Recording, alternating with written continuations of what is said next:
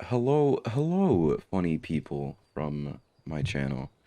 I do streaming on Twitch now, and I would be oh so grateful if you could swing by. Hello. Uh, um, fuck, words are hard. Uh, Thank you guys for watching my videos and stuff. Oh no, don't listen to them. It's fine. It's fine. It's fine. It's fine. Uh, but nah. As you can see, I recorded this while streaming, so I do hope you guys enjoy the audio that will play after this. Um,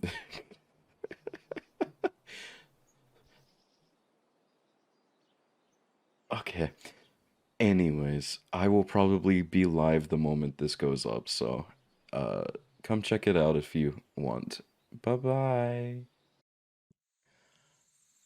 I wouldn't take that if I were you.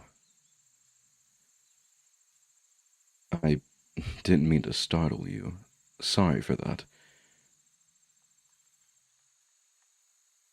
We do look pretty different, don't we? Even though we share some similarities. But yes, you guessed right. I am no human.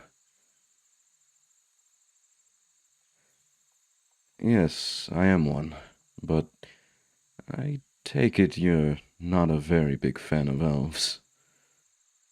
No, I mean, considering you just took a step back, not to mention the look on your face, I don't see many other ways to interpret that.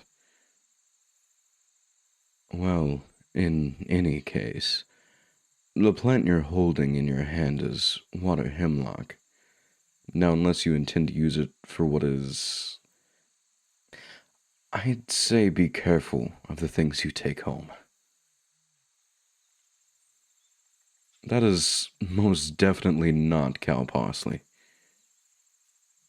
On that note, I'll be on my way now. My name? I suppose there's no harm in telling you. I am Imeth. Care to give me your name? That is such a human name. I am only joking. I think you have a beautiful name. No, you are not trespassing on elven territory. Don't you worry about that. Is this your first time wandering around this place? I see. Well, I only showed myself because the plant you were picking is quite literally deadly. I just wanted to make sure you knew what you were doing. No worries. Right, am I allowed to leave now, or do you have any other questions for me? Wow, I was being sarcastic, but I guess you do have more questions. A whole lot of questions.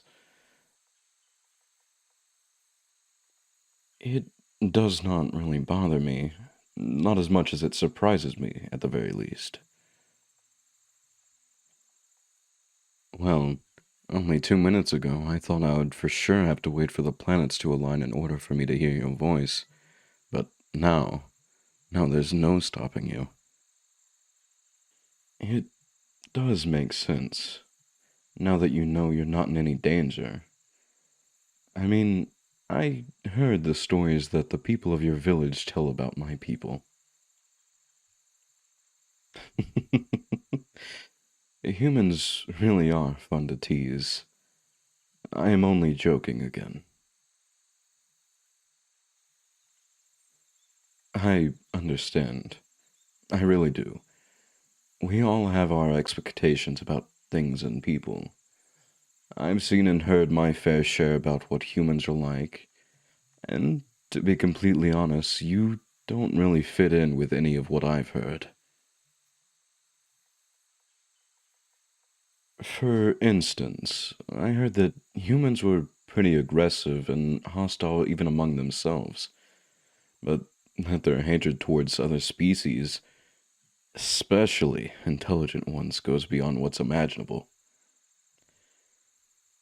No, for some reason, I wasn't afraid to walk away from you without watching my back the way I did earlier.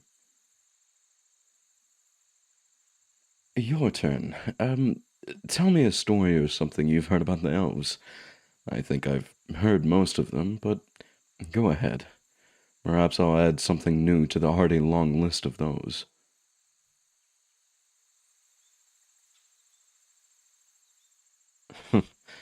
Your grandmother said that.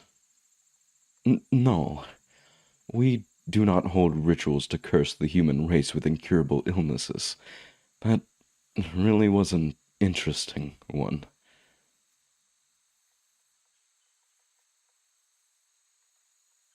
Uh, no, that one is not an elf thing. That is more of a me thing. I've always loved the greenery around me. I feel like I speak the languages of plants.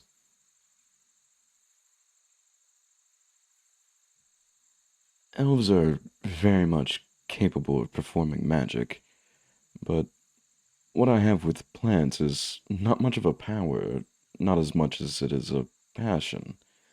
I believe you humans use that word as well. I've acquired and read every book about plants that I've laid eyes on, and I have been doing so since my younger years, and I can't seem to slow down. Hmm. Tell you what, if we ever meet again, then I will tell you my age, and you'll tell me yours as well. Does that sound like a deal? Great. Yes, that is the reason I'm adamant that what you have there is not cow parsley. For starters, the stems of cow parsley are thinner than that, and could even be described as graceful. Meanwhile, water hemlock, as you can see, has a robust stem.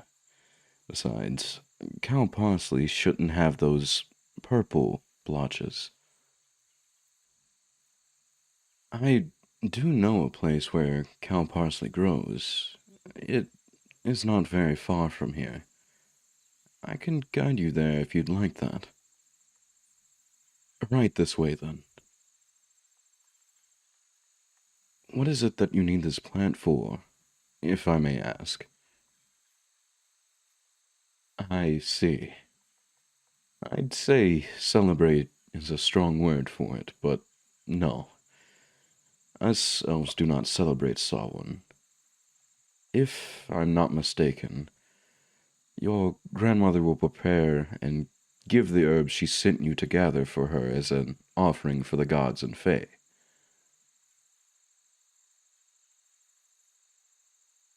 No.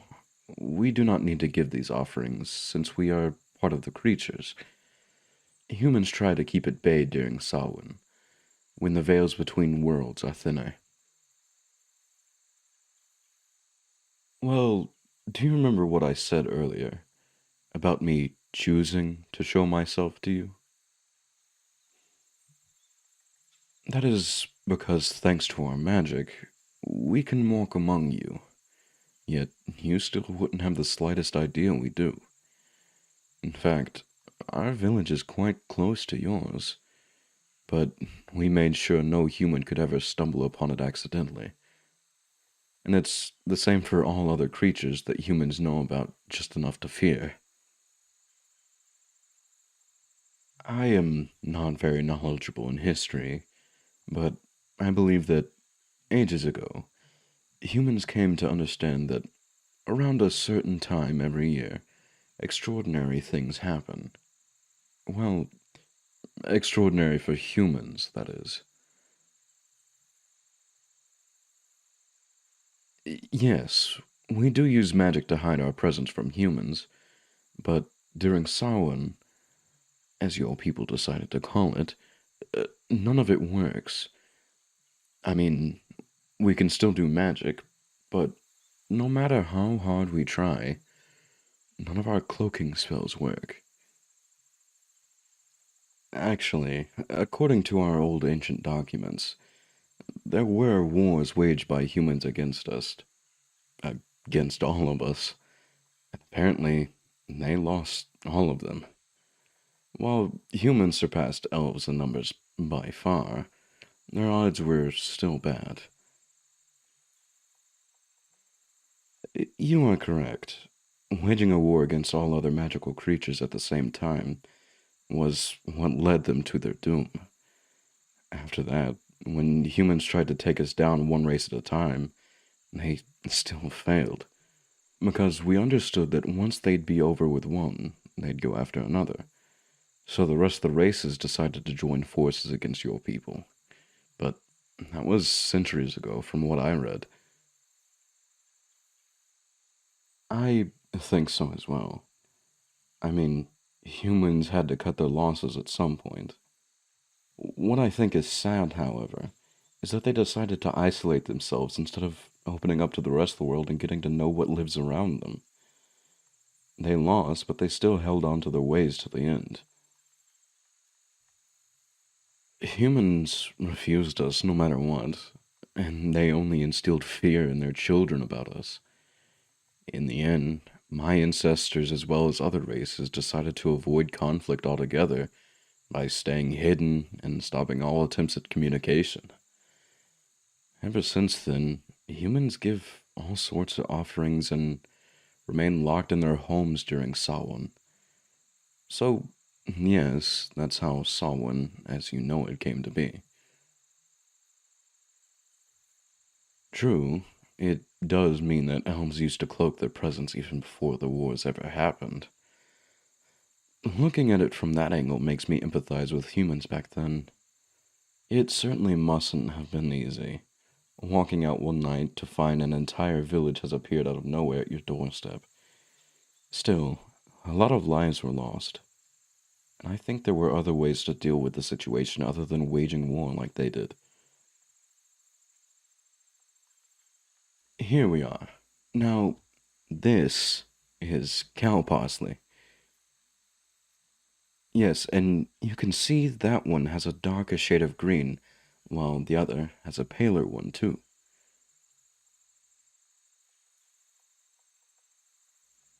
Would you tell me, what is it that you are passionate about? You know what I am passionate about. I think it's only fair that I get to know that about you. What is it?